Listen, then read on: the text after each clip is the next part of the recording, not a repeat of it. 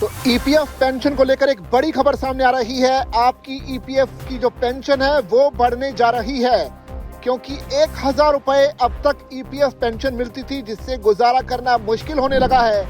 इसको लेकर समिति ने तुरंत इसे बढ़ाने की सिफारिश भी कर दी है, लेकिन अभी भी बड़ा सवाल ये है कि आखिर बढ़ने के बाद भी कितनी ईपीएफ पेंशन पहुंचेगी। ये सवाल हर उस कर्मचारी के जहन में है जो कि ईपीएफ से जुड़ा हुआ है। तो क्या ईपीएफ पेंशन अब बढ़ने वाली है? इसको लेकर संसद में जब बात हुई तो संसद की एक अहम समिति ने साफ कहा कि 1000 रुपए महीना पेंशन से गुजारा करना मुश्किल है, इसे तुरंत बढ़ाया जाना चाहिए। मंगलवार को संसद की स्थायी समिति ने कर्मचारी पेंशन योजना के तहत मिलने वाली न्यूनतम पेंशन की समीक्षा करने की सिफारिश की। समिति ने साफ शब्दों में कहा कि मौजूदा 1000 रुपए प्रति माह पेंशन सम्मानजनक जीवन जीने के लिए बिल्कुल भी पर्याप्त नहीं है। ये सिफारिश ऐसे समय पर हुई है जब देश भर के पेंशन धारक पेंशन को बढ़ाकर 7500 रुपए प्रति महीना करने की मांग कर रहे हैं। इसी मांग को लेकर ईपीएस 95 पेंशनर्स ने 9 मार्च से जंतर मंतर पर 3 दिन का प्रदर्शन भी किया था। श्रम, वस्त्र एवं कौशल विकास से जुड़ी इस संसदीय समिति ने अपनी 15वीं रिपोर्ट में ये कहा कि महंगाई लगातार बढ़ रही है, लेकिन पेंशन की राशि लंबे समय से नहीं बढ़ी है। समिति ने बताया कि उसे कई पेंशन धारकों, खासकर बुजुर्ग और आर्थिक रूप से कमजोर लोगों से शिकायतें मिली हैं कि 1000 रुपए में बुनियादी जरूरतें भी पूरी नहीं हो पा रही। रिपोर्ट में ये भी बताया गया है कि सरकार पहले से इस योजना में आर्थिक सहायता देती है।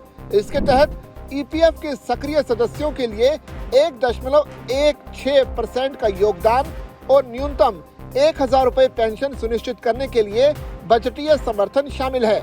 लेकिन समिति का मानना है कि मौजूदा हालात, खासकर महंगाई, इलाज का खर्च और रोजमर्रा की जिंदगी की बढ़ती लागत को देखते हुए ये रकम पूरी तरह से नाकाफी साबित हो रही है। समिति ने श्रम एवं रोजगार मंत्रालय को सुझाव दिया है कि ईपीएस 95 के तहत न्यूनतम पेंशन की तुरंत और व्यापक समीक्षा की जानी चाहिए, ताकि इसे समय के मुताबिक बढ़ाकर एक सम्मानजनक स्तर पर लाया जा सके।